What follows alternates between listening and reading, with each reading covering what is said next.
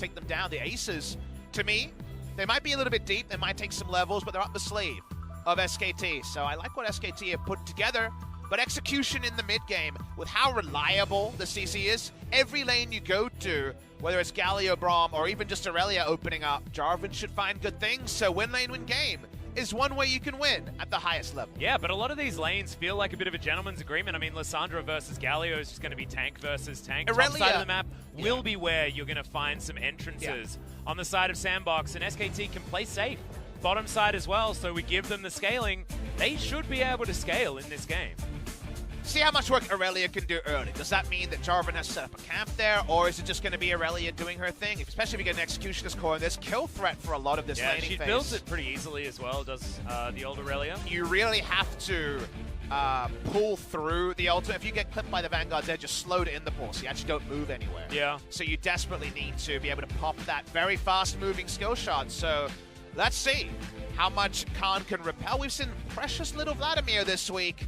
We know that if it gets going, all the melees on the side of Sandbox roll up, and Vladimir says thank you very much, and pockets his LP. Well, we'll see whether he can actually get that one done. I think a lot is on Ghost to get very consistent damage down this game. Whether he can is a question. We'll find out now.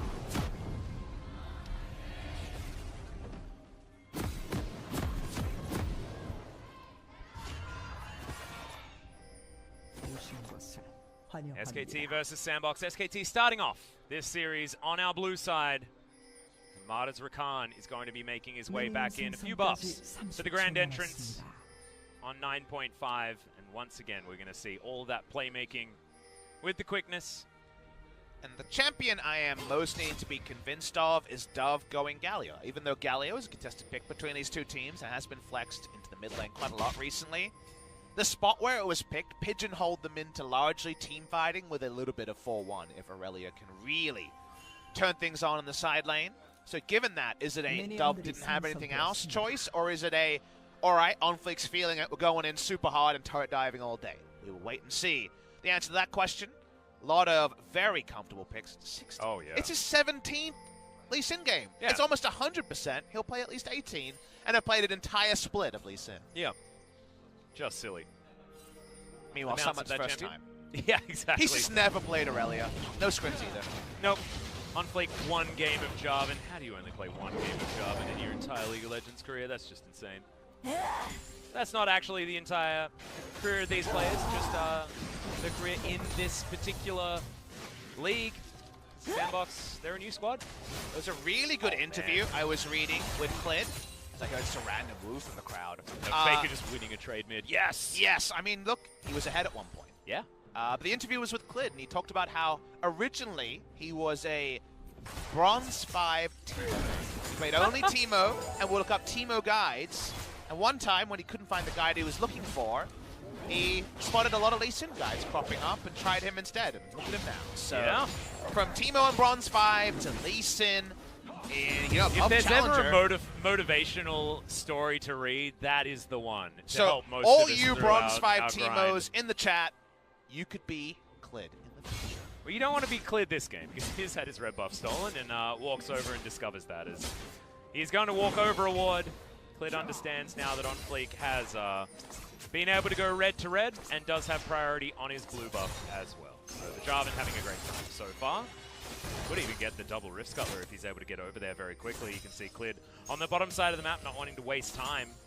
Lane control's in a pretty good spot here for Zion Rakan, so Ghost and Joker can't do their short range busting of lanes with all the trade damage you can do very early on Lucian and Braum. So for now, at least, things are pretty even.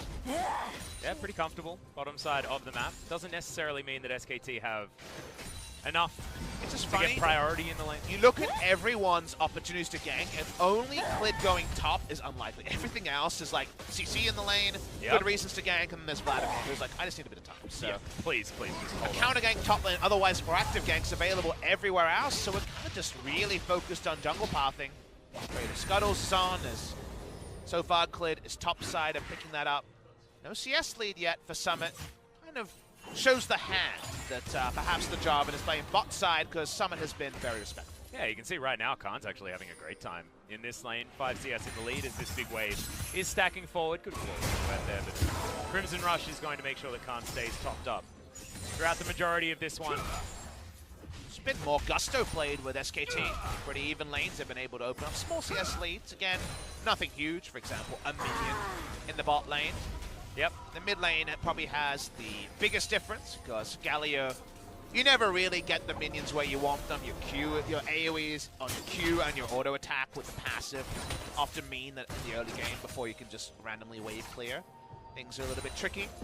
Yep, Sapphire Crystal has to be built. That feels a little bit bad, but Double Dark Seal will keep the Galio relatively safe in this lane as he teleports back forward. I'm surprised that it wasn't a Corrupting Potion opted in for instead of that Sapphire Crystal, but Dove wanting to get to that lost chapter as soon as possible by the looks of things. It's also just sheer mana to press Q on the waves a lot, and even if he's not getting all of them, push it if his jungler needs it. So given that so much of this game is, all right, junglers, you got a paddock to roam around, go out and be free, having an ability to do what he does just now, teleport in, push in, or get vision, or potentially roam opportunities for Dove to justify why Galio in this spot.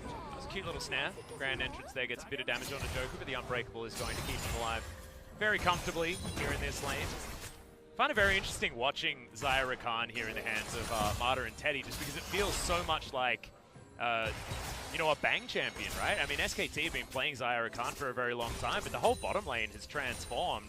Marta played it with Deft last year on KT Rolster as well, but it's just so strange that it feels so comfortable to see the SKT nameplates with the Jae-hee Khan, but the players have changed completely. And isn't it nice to see Rakan back at all? 9.5 with the latest buff to Grand Entrance, being that flat 1500 rather than scaling to 1485 with, I believe, Boots of Mobility is a nice invitation for Rakan to be a situational rather than all-the-time champion, which I think we appreciate. Feels like an all-the-time champion for Tucson. He was playing it before it was cool. You know what? If you're going to spam a champion, at least be good at it. Yeah. Tucson on the Rakan and Clid on the Lee Sin. Every time you're up for it, I'm down as well. Yeah, sounds pretty good to me. Here in the mid lane, Faker is losing out on a trade massively. Dove just smashing him right now. OnFleek trying to get in flash range.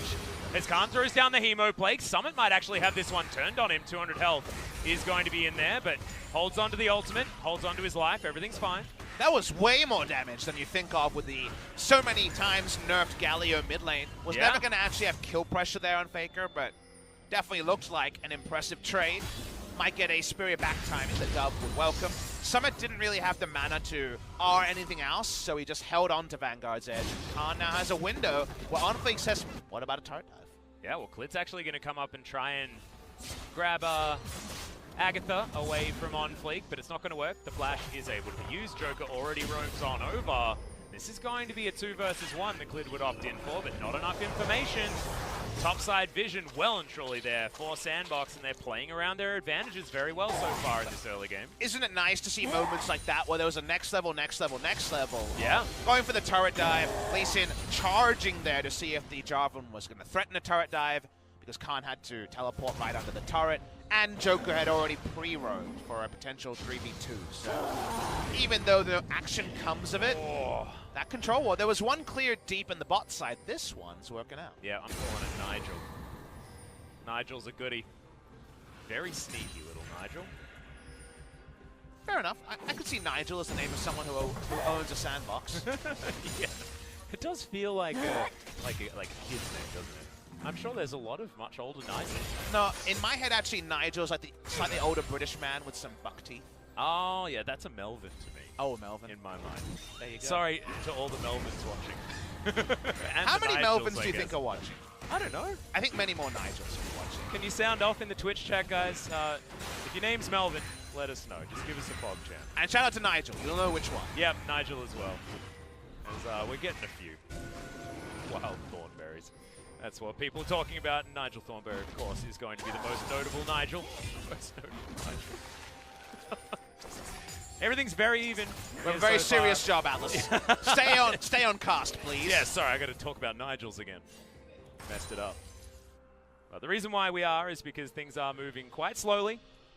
And we mentioned during Champ Select, if nothing happens and we rock up with 6 items each, Can't really look past Vladimir with how short range Desire Sandbox as well, is. scales very effectively. I really want to see that Executioner's Calling we're always talking about from Summit next. The Tiamat is for lane control and the ability to push into the Vladimir, especially early before Vlad gets pointed as Tides of Blood.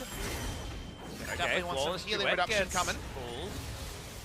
Not exactly the ability that you want to be pulling. You want to be predicting the ultimate before you throw out the Sang-hyeok pull, but thankfully Khan was underneath his turret, so he's going to be fine. Yeah, the tax for the Executioner's Calling is actually a big deal, though, because it means that Summit won't hit that Trinity Force for much longer. Hey, the tax rate used to be 1,300 gold QSSs, so you don't complain about 800 gold Executioner's Callings. Getting a tax break here. Nicely done, well done. We've talked about tax so much today. We really have. I think April tax time is coming in. As another Hemo plate goes down defensively here. Summit not going to be able to mitigate a lot of that damage, but offers some more back there as Khan holds onto this wave. The freeze hasn't been broken yet, but Summit does have an advantage here finally in this lane, as we would expect from the more aggressive Aurelia choice. Reminder with all the new viewers joining us, it's something we haven't really delved too deep into, but a reminder that Aurelia's W no longer reduces magic damage when channeled, so yes, it put on a speck of damage onto Khan.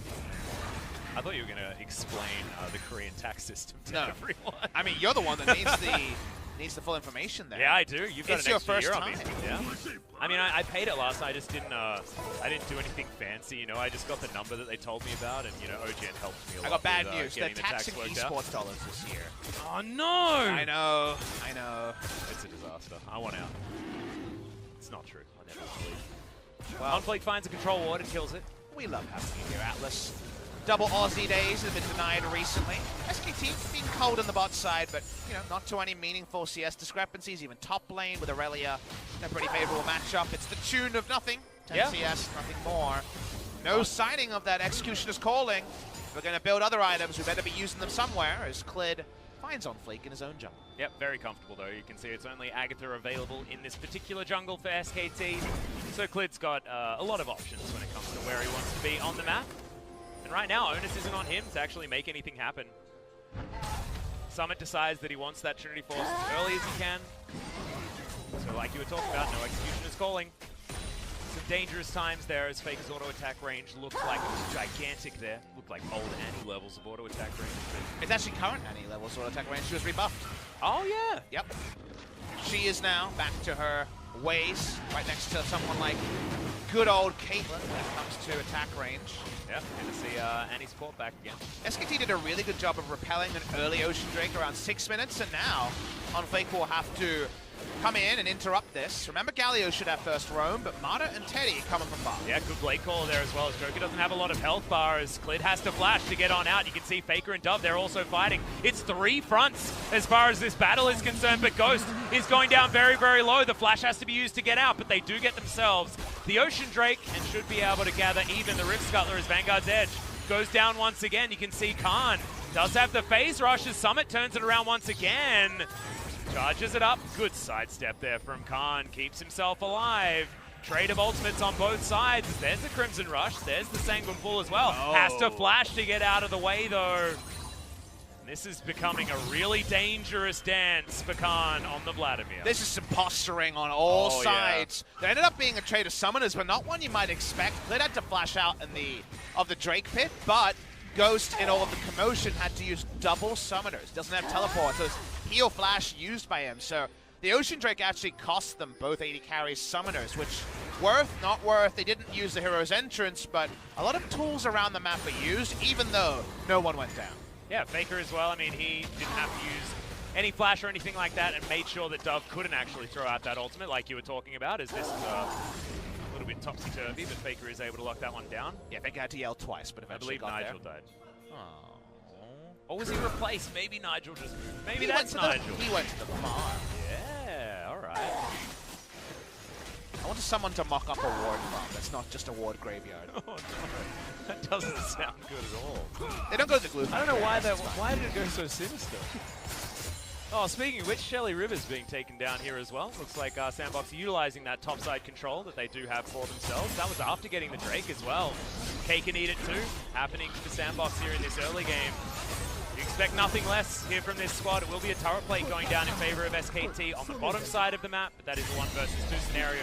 Something you can understand for Ghost, who's holding onto this wave nicely. And we got Turbo if we're going to use this one before 14 minutes. Don't get a lot of thinking time. In fact, they won't be. No. Straight to base. Could have just used it top side. I wonder why they didn't. I guess they're worried about the counter gank bottom side. Goes to Joker coming up, and I imagine Jarvan is trying to speed here if he gave up, getting 320 gold onto a carry. And SKT have to really think about this as Control Ward is going to be taken down. SKT understand that they do have a ward there. Hold the point. Yeah, Clid comes in. There's all the flashes. Joker going down very low, but the hero's entrance will be available. Faker finds himself on the wrong side, but still has the ultimate available. Joker gets out of the way though, and Ghost mops up that kill. Can't teleport it in, but is it into his doom? Gets a lot of the health back with the Hemo Plague. OnFleek now just needs one more round of spells for Khan, but he gets slowed down and mopped up. Dove grabs that one. It's 4 for 0 in favor of Sandbox. 4 kills go the way of Sandbox, and SKT just don't see it coming. When we go over the replay, I want to talk about the timer of when this play happens, but for now, Rift Herald goes down, and there may not be plates, but there'll be turrets at the whimsy of Sandbox. Yeah, and you've even got a Shin on Summit, so this tower is going to go down very quickly. Teddy just has to watch as this tower gets chunked on the bottom side. Sandbox have brought it up to 11 so quickly. In the matter of 2 minutes, it's all of a sudden a 3,000 gold lead for Sandbox Gaming. And in the now, it doesn't matter that later Vlad will answer the teamfight versus teamfight. Now one teamfight comp has more gold than the other teamfight comp, which means they'll teamfight better. What I want to talk about, which isn't shown here, is this play happens around 14:02, 14 minutes into the game. The reason why I bring it up, Atlas, is that Rift Herald was taken at 13:30 and not summoned. What that tells you is that Jarvan will be bot, because otherwise he would have used it in a lane instantly. He was way closer to top and mid, but the fact that Jarvan didn't use it meant that he would be bot lane, meant that there would actually be a lot of resistance. It wasn't going to be take down the duo lane that had no summoners. So if I'm VOD reviewing, the timer here is very important, because SKT should have been aware that Sandbox were never going to be waving the white flag, because they did not use the Rift Herald off spawn. Yep.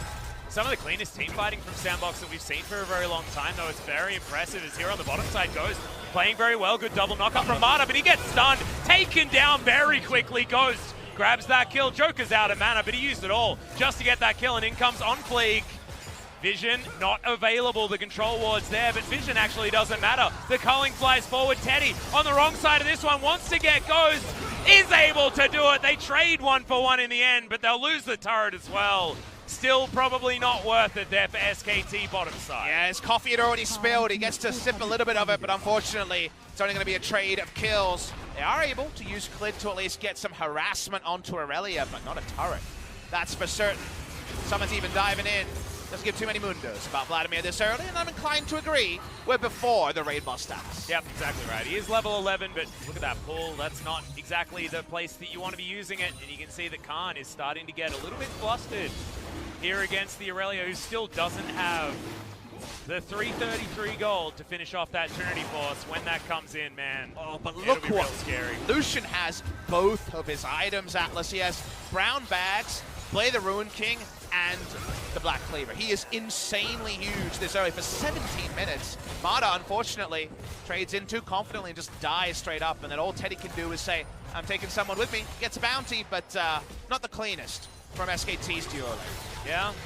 Throws out the Q, does have enough mana, thankfully, to get the Featherstorm off. It does pick up the Lucian. In the scenario of I'm stuck under turret, you get the white trade up because you get the bounty. But Lucian is so epically huge, he even has an Ocean Drake to spam those spells out. And Teddy also, I mean, he's going for a 3-item spike, not a 2-item spike. Even if he was accelerated in this lane and he's been farming very, very well, it actually just doesn't matter because Ghost items are just better when there's just 2 of them. Counter available here. OnFleek is relatively low, but Clid, level disadvantage. And the Jarvan's pretty comfy. This is not the Warrior Enchant Jarvan. This is the Jarvan that can use his health bar as a resource very effectively. He's gone for the Cinderhulk because they know that they've got a fair bit of damage. They're getting behind the Lucian and the Aurelia to get work done, and Dove is going to be a big damage threat on this Galio this time around. And to me, it's been a pleasure to watch OnFleek this game because usually he's in the Clid position of just being Elysian, looking for his turret dives. Or He's being relentlessly aggressive on the Camille. Not often do we see him out-pathing an enemy jungler, but I think he's been counter-ganking really, really nice and been the right spots where he needed to be there. So credit to OnFleek, whose reputation, this is a player that we really hyped up, player who we actually misidentified Jug King as OnFleek after OnFleek was styling. I was actually during the talk promotion about tournament Canyon, last to be year. honest, because it feels like he's taken a lot of what Canyon had at the beginning of the season, where we were exclaiming about his incredible intelligent play, similar to that of, you know, Score from the past and Tarzan of this season. And he's got those pocket picks as well. The Jax is one that SKT know only too well, so Baker's been impressive. I think he missed again. He did. Well, Visual bug. Have you noticed? I think visual bugs are gone. There hasn't been too many. Even Shelly Rivers has been getting her headbutts in the right I know, spots. and she was really I know, she was a really fun one. It was charging up for point-blank headbutts. We were watching some Australian football during the break, so we were. Words like uncle. Please don't spoil Collingwood versus Geelong for us. We need to finish that one off. As always, get out of this. We are fans of teams that aren't Collingwood. Because we're not Collingwood supporters. Exactly. That's it. As everyone, every self-respecting Australian if you're a should North be. American fan, it's a New England Patriots situation. Yeah. Same thing. Collingwood's the same. Well, some are going to get slowed for a moment. A bit of damage there from Khan as he dash cannons towards it, but otherwise nothing too much going to happen. But again, there's nothing much behind the dash cannon. No. It's not even a full CDR build yet. Unsure on the Transcendence, but heavily expected with the phase rush opted into. But no Fiendish Codex, no real damage.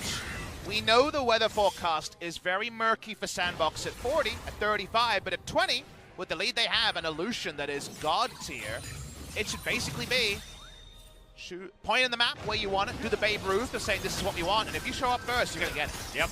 And also, they've got a 40 CS lead on their Aurelia. She was part of that win condition. Summit is so much of how Sandbox plays these games just because he's so consistent. Faker's looking for it, but the Claw is going to be respected. Sandbox don't give SKT any ways in. And I didn't want to do this. I didn't want to bring up our previous series because it was a bit of a fiesta, but this is the moment where things went wrong for Afrika. They were in Sandbox's shoes, but this is an example of a team that is much better at putting themselves in this spot and then just closing out. But there's one counterpoint. Tell me which week of the LCK it was where Sandbox had their own lust of the Baron that kind of threw them off. Weeks 1, 2, and 3. And mostly just week 1. They actually fixed their Baron by the end of week 2, so Sandbox had those issues. They had them the honest time, week 1, when everyone's a bit crap. Now, we're at week 9. We're almost the full-on business end of the season. This is when you have to be doing your winning, and you don't think of Sandbox in that sort of way. Even though SKT is scaling, we're watching to see how Sandbox looks to extend their lead. The Baron, that's a bit tricky. The Ocean Drake, not what they're wanting, but the next clearer objective for the side of Sandbox. 3 Ocean Drakes to start off this series. We're certainly starting slow. The Sandbox curse not actually coming in, unfortunately, for Sandbox, because they normally pick themselves up so many of those Mountain Drakes. Gleaming Quill's going to land onto Joker, but Sandbox not too worried about this one as they're controlling so much of this map. 3 turrets to 1. It's been the scoreline for a very long time, and we're approaching 5,000 gold. SKT still. They're in their investment phase. OnFleek's build here is so one note. He is saying, I'm going to walk up and check every brush, and I don't give a mundo how many people are there. I'm not dying. And this early to have, what? You would say maybe 2,500 health if he's surrounded by enough people? Yeah, massive effective health as well when he actually presses the Gargoyle Stoneplate button. He is just working out and then some. OnFleek's a very tall boy. He's thick yeah, as well. Very big. There's a lot of C's when you spell that one as well, as the third Ocean should go into the hands of Sandbox. No reason for it not to. Hopefully for Sandbox fans, that is going to roll into a new Drake. So we're done with the open Drakes this time around. 3 will be enough. And the next one will be a Cloud. Oh, feels real bad. Well, triple open into Clown. Ugh. And when you have the Vlad outscale, you're like, at least the Drakes aren't working against us. Yeah, that's true. I mean, SKT rolling pretty high when it comes to these Dragons as Faker gets out with the Claw, just trying to get an extra turret here in favor of SKT. We haven't seen SKT in this scenario very often. They're often controlling their fate in the early to mid game. I think them being able to out-execute a scaling comp, I always think of them just picking kind of the Elite Starve and stuff and beating a Sivir comp before that can ever really get its items together. Here, everyone said 2 items, I'm golden, apart from the Vladimir. And Sandbox have a nice little lead here. It's not a game-winning lead. Again, we like the Vladimir as the game goes on, especially against an epically short-range comp. on the side of Sandbox, but waiting on Sandbox to find an objective that will actually change the game. In a turrets, they're looking tricky. The Baron buff, it hasn't been started. The Lucian build is very powerful, but so far they're not actually able to inflict any pain onto SKT in the last 5 minutes or so. Yeah, it's a big lead here for OnFleek, 1,000 gold. But it's 2,000 for the top side of the map. You can see Summit on your screen right now, 50 CS in the lead. 550 gold bounty, you can see even in the mid lane, Dove keeping up in farm, and 2-0 and 2 now on this Galio. He's a legitimate damage threat. On to SKT. We gotta do something. If we're Sandbox, we need to start up an objective. We need to force SKT. Because if you just go CS for CS, Vladimir's got that scaling that we talk about a lot. Ult's being used here. Okay, they're definitely getting excited. Yeah, exactly. I mean, that is a pretty classic Joker ultimate. I like to see that one. Joker's still the same player, but Ring of Frost is going to knock up too. There's the grand entrance onto Dove, but look at how tanky he is. Just soaks that damage. Teleport to come in now as Summit wants to join this fight, but SKT have successfully disengaged. And Khan didn't even have to press his D button. He's totally fine. Well, we definitely saw the time where Joker opened up his mobile phone and saw the weather report and said, wow, it's actually going to get bad soon. We've got to get home fast. Yeah. Because they go for, like you mentioned, a bit of a brazen all-in. Braum not known for his engaging power. And thus, they do clear out vision, but no more. SKT aren't respecting a Baron speed take. So because of that, they go back to pushing Crisis Averted. Yep, and speaking of Crisis Averted, Teddy is so close to Infinity Edge. That's going to be when SKT really can start up these fights. You've got Morellonomicon done for Khan. Sitting on a heck of a lot of CDR. He's level 14 already. I mean, I feel like the early game has been and gone. And this Vladimir is starting to get to Vladimir status faster than Sandbox fans would want. As they're trying to bait for this Baron. Look at all of the vision that they have. There's no blue trinkets available for SKT. Galio. Yeah, OnFleek's looking for it, doesn't find the knockup. Good Sanguine Pull is in a great time there, as now the re-engage from Faker is being considered, but not actually opted in for. Marta soaks himself a Winds of War, but Sandbox have been unable to actually find anything. Summit going back home, no teleport available, and now it's even more respite for SKT. And now we're getting to the point where Sandbox feel a bit desperate. How do you pick Vladimir, Lee Sin, Lissandra, Zaya, Rakan? Like, these guys, if they have any inkling that the enemies could be around, can get it out of the way of threats very quickly. Sandbox continue to be frustrated. Now OnFleek's on a ward. It's also so comfortable because the side lanes were mopped up.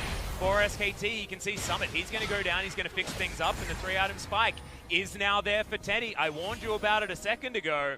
And then immediately, Teddy picks that one up, and now Sandbox aren't as out of the woods as they thought they were. Yes, their lead is still there. It's still to the tune of about 5,000 gold, but it's starting to mean less and less. Good defensive macro from SKT, and Sandbox unable to find a match winner. They didn't get the high roll Drake, so it makes life easy, but they're looking to pick up Faker. Yeah, Faker's actually going to turn this one around. He self-ults.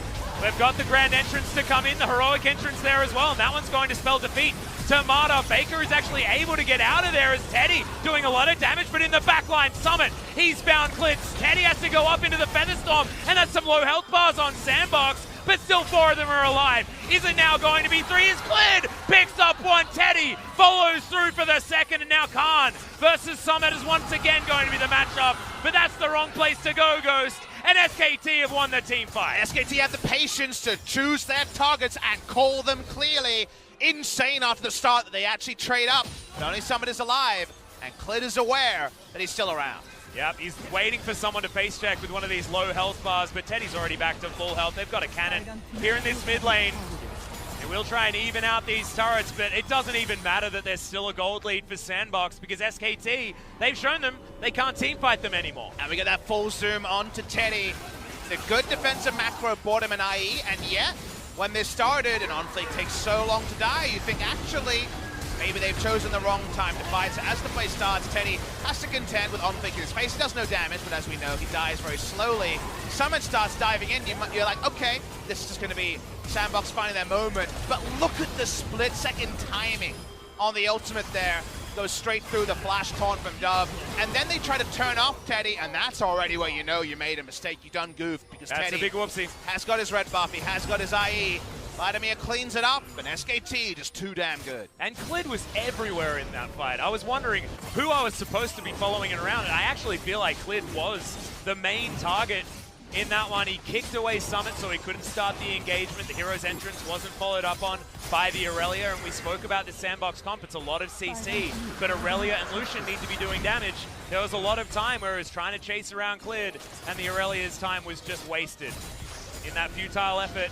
Really nicely done from the jungler of SKT. There's a reason why he's played, this is his 17th game on the Lee Sin. And here's what I'll say, it's now or never for Sandbox, and the reason why I say that is we're getting closer and closer to 10,000 gold plus on some of the carries, but also another important point, Atlas. Yeah? When the summoners were up, and remember we just saw a summoner atrocity, almost every button was pressed in the last fight, then the natural mobility in the flash means that these picks just aren't going to happen. And over an extended fight, Infinity Edge build plus 10% bonus amp damage means that SKT should win way more fights than they lose. So you gotta get a pick on someone when their screen is half off-centered, when they have no flash down, because once the flashes come back up, I don't think Sandbox can find a way to actually punish SKT. You need to get a pick on Mata or Clid. And Clid, before he gets to press his stopwatch button or gets himself his Guardian Angel. But Faker's got his Frozen Tomb, Teddy's got his Featherstorm, and there's a Sanguine Pool on Kant. You just straight up can't get picks on these champions without them wasting so much of your time and the rest of SKT following up. Well, not with that attitude, Atlas. So they'll take whoever they can get. Faker is lying in wait. They don't know about his position. OnFleek can, of course, have a mobile ward with his flag going down. He's not too scared about Lissandra coming in. He is still hilariously tanky. Oh, yes. And look, Sandbox is still ahead as far as the gold is concerned. They still have a lot of chances here in this game, but the window is closing, and it's closing more rapidly than you might otherwise expect. Faker comes in with another Circle of Frost, but Joker straight up misses the ultimate. That's a big whoopsie. Dash Cannon gets Faker to safety, and it's a trade of a lot of buttons, but not actually too much more. It's Faker's ultimate now on cooldown alongside his Freljordian brethren in the Braum. A bit big bad Wolfie, though, from Sandbox. A lot of huffing and puffing, but this house is not being blown down this time.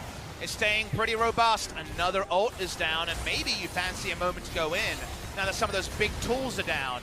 Braum disengaged, no longer a thing. Yep, now Ghost has to be very careful as well. He can't be standing in this mid lane just clearing out minions. Well, sometimes you can just run at a Baron and hope for something to happen. Maybe what week is it again? What week is it again? Well, I think this is the right call, because otherwise SKT are going to get their items, Atlas, so they run at the Baron, and so far SKT are taking their time. Yeah, actually the next one's going to come in there as Clid waits He's for it. Is in there, steals the Baron. It's all too easy for SKT's jungler. The grand entrance there as well. Summit is going to go down low. He's into the Guardian Angel now. As Sandbox, the health bars are low. Teddy is at full health and gets a gigantic Blade Coil. Call it, see you later, Sandbox. You ain't getting any more. And the Lee Sin, he's done his job and then some. They steal the Baron, and Teddy can just pop the ultimate for damage to try to take down some members. Like you say, the damage abates any further engage. Thanks very much for the Baron leash, says SKT. Yeah, I thought it might have been the re-engage, but SKT say, nope, we're going to take our purple buff, and we're going to run with it. I'm going to say right call by Sandbox. And that sounds bad, right? They lost to Baron. They'll probably lose the game now. But if not, Vladimir shows up with too many items. The flashes are back up, and you lose anyway. So they run at the Baron. Clid gets the button press and gets the smite. And now Sandbox are completely at the whim of SKT. Unfortunately, Sandbox couldn't win the game when it was theirs to be won. They didn't get the Drakes that make their life easy. And you see the little fist bumps there from SKT. You see the bigger happiness from their fans around Lol Park. SKT might have done enough to hold things down in game number one. And I really love Koma's reaction to that one, because you can see there's so much emotion riding on this particular matchup. This sets the tone for how the gauntlet run is going to look. Is SKT going to be that second place team that everyone pitted them at after that beautiful series against Griffin that they ultimately lost, but in the hearts of the fans, they won? And then scarily, you're down to fourth as Sandbox, and if you don't get things together quickly, you kind of go out with a whimper, and you might just lose a best of three and be out after being entrenched in top three all season. Atlas, they've been up the top. So with the consistency of Kingzone going on an 8-game winning streak, we know this one is for second place for the winner, but like you mentioned, any scoreline, fourth place for the loser. Sandbox around the mid lane, and now we're just kind of waiting on SKT to get in there. Yeah, we're waiting for Mata to actually clear out this pesky little ward as well, as Clid's going to walk over one also. Heck loads of value to that particular piece of vision. It's never a great feeling to YOLO Baron against a top team, but when you haven't been able to find your lead, when you have the invitation, it's better than just watching the enemy team win. Yeah, exactly. I mean, I feel like going out to the beat of your own drum is something that you actually deserve credit for, because Sandbox were never going to win in late-game team fights, especially not now that Teddy almost has 6 items complete. He just does way more DPS than Ghost is capable of, whilst being safer and whilst also doing it in an AoE. So it's just no way that Sandbox are going to be able to win this one straight up. They need to go for the funny business. They need to go for the creative plays to steal this game away, much like how Griffin did in back-to-back games against SKT. And it's just get a pick on someone randomly. Like just surprise someone. This is where you're in that brush that you should never be in as the enemy jungler, and you just randomly kill the AD carry, but flashes are up, Atlas. We kind of talked about that as the timer here. What it looks like for them to pick someone is starting with a AoE taunt and then just DPSing someone down. During that particular duration, there aren't too many options here. Drake goes to SKT, and while they're not winning the game just yet, it just feels like we'll be about a Baron or an Elder that SKT will have positioning on, and Sandbox will have to face check. And just think about how different this game looks if all of those Ocean Drakes were Infernal Drakes. Actually, I feel like a lot of the early skirmishes, a lot of the fights would have had to have been earlier for SKT. Sandbox would have been able to demand a lot more action at the start of this game. But here's what I'll say. It's second place versus third place coming in. What it feels like when that happens, let's say it was 3 Infernals and Sandbox just have the advantage, it feels like it was grading on a curve where the teacher's just like, actually everyone played bad, everyone did bad on the test, so suddenly a 70 is an A+. Yep. This makes life easy for a team that's supposed to be competing for first Atlas. So I actually prefer there being a bit of hard mode. It is kind of hard done by Sandbox, but they controlled this game, gold lead and tempo-wise, and SKT had good defensive macro and Sandbox had no answer. So I think they learn more from losing this game if they can come back and actually get things going at the end of the season, rather than winning because of just pure chance. Well, right now, SKT have Sandbox exactly where they want them. Faker with a flanking position. He's on vision. I don't know what Sandbox can actually do about this one. Another ultimate's going to go hilariously wide. Stop it, Joker. It's not good. His R button. He's a little bit too frisky on it. Summit throws down the Vanguard's edge. That's immediately Marta. Taken down, but look at the Blade Caller. Into the backline goes Teddy, and Aurelia has fallen. Heroic entrance comes down, and look at the AoE like we were talking about. Khan is on a free-for-all. It's Clid that grabs the kill on the Galio. Now Sandbox have to get the hell out. SKT aren't able to wipe Sandbox, but it's still going to be a trade-up. Even if the setup wasn't perfect for them, they'll back away, and like we mentioned, it's probably going to take another Baron here for SKT. Ain't no one got any range on either team, really, if you think about it. God. It's a little bit of a look, kind of like the Exhaust Ignite underneath the top lane outer turret. I need something to happen, Atlas. Can you do this for me? Yeah. Can the Braum just hit one person with his ult? He hit 3 people in the very early game. I think he used up all of his good karma. A future ult, could it please hit somebody? I think so. Because right now, he's pressing R, his AD carry is getting 30% more damage, but nothing else happening. Best of 3, best. By the way, Xayah's doing a lot of damage to me here. Yes, Xayah almost kills the full tank Jarvan. And look at this, Clid getting all the way amongst it. Not actually going down to his G, I don't think, throughout this entire fight. So holds on to that big cooldown. Faker able to hit the map, double teleport available for both sides. Faker got the proc in there that Aftershock allows the demolish. Teddy comes in and yeah, Teddy's decked out. He is. He's got 6 items, but there's also double void stuff that's just come in for both of the AP carries. And remember, on SKT side, remember that the Lucian was just the most hilariously ahead at 16 minutes? Yep. That was 21 minutes ago, and a blackjack amount of minutes means that suddenly Lucian's behind on the Xayah. Exactly. I think they're a little bit bust at this point, Papa. I think you made the right analogy there with the card game. Unfortunately, he can just go over, and Faker's going to teleport in. It's a double. Both of those AP carries we were talking about are going to get delivered into the backline. Faker doesn't take the claw, though, as OnFleek. He's fighting Teddy. That's a battle the AD carry can win at this point. And Summit, I'm sorry, mate. Your time is up. You're going to go down. It's the Vladimir that deals with him. We'll finally have that. Clid actually picks it up in the end. And Teddy just looking to bully away the rest of Sandbox.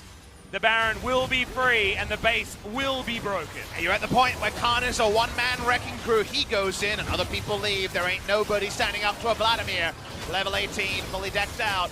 They'll take the Baron. They needed a second one to actually have enough siege threat to take down the game. Who's to say we might not extend even further, Atlas? Unfortunately, with how the comps are, it's not the easiest. They don't feel like strong enough to dive onto a Galio. And maybe Sandbox can say, well, Elder spawns in a minute. Who knows what might happen? Yeah, well, I mean, they do have 4 Drakes, so you're right. The Elder is going to be a big deal. But let's have a look at this fight one more time. It was a double TP onto that lane ward. I saw Lissandra and then Vladimir joins. And we always call Vladimir as casters, Malphite Orianna as a duo. And of course, Malphite Orianna, one of those low elo terrors where it's AoE CC and damage. Even though it's not hard CC from the Vladimir, it's hard damage, which is the strongest and purest form of CC. Crowd is almost at risk of throwing away their signs. They're so excited. And SKT are also excited. Yeah, the bottom lane of Sandbox. Where are you going to go? Joker, can you land an ultimate? I promised Puppet Smithy that you were going to do it. You can't even throw it down.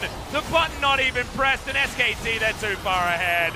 That's a double kill for Teddy. Summit going to go down as well. Can you get another one? No, it's going to be Clid that grabs his piece of the pie. And now it's only OnFleek trying to run away as full tank Jarvan. And you're not going to be able to affect the outcome of this game. SKT, they just bided their time, and they will win game number 1. Sandbox, they need a lot of credit given to them for their early game, but unfortunately it wasn't enough to get through the juggernaut that is SKT in a scaling situation. And definitely, Atlas, I'm with you on that. I feel like both teams have passages of play where they have a lot to feel good about. Sandbox playing that good early game against one of our better early game teams in SKT should not be forgotten. They had a really good early game, a 2-item Lucian at 17 minutes, a lot of Drakes, and yes, they weren't able to roll high. But then you go to the side of SKT, and they fell behind. There was definitely things they would want to adjust in their early game. But this was a very classy team from behind. And this performance from behind isn't something SKT have been tested upon with any regularity. They've been really good at playing the early game. So for them to fall behind, shame on them. But for them to kind of hold their Braum shield up and just have great defensive macro, and suddenly you think about the point where Lucian had 2 items, you were like, man, were they strong. And then the next thing you remember is Xayah showing up with 3 items. And that lets you know that's not selective amnesia. Nothing really happened between those 2 moments because SKT held the proverbial shield, and sadly for Joker, feels like the proverbial Braum was better than the literal Braum when it came to this game. And when SKT decided to actually go for a fight, it was on their terms, and it was once they hit exactly the item timings that they wanted to before they went for those. So yes, a lot of the forced skirmishes that Sandbox were able to get done, which was 2. There were 2 of them in that game. It just wasn't enough to get them far enough over the line. Sandbox needed to try and force more, and the onus was on them, and you could feel the amount of pressure. That's why you didn't actually berate them for that Baron call, because they had to make something happen, and in order to get SKT to come to them when they wanted them to, they had to start off that Baron.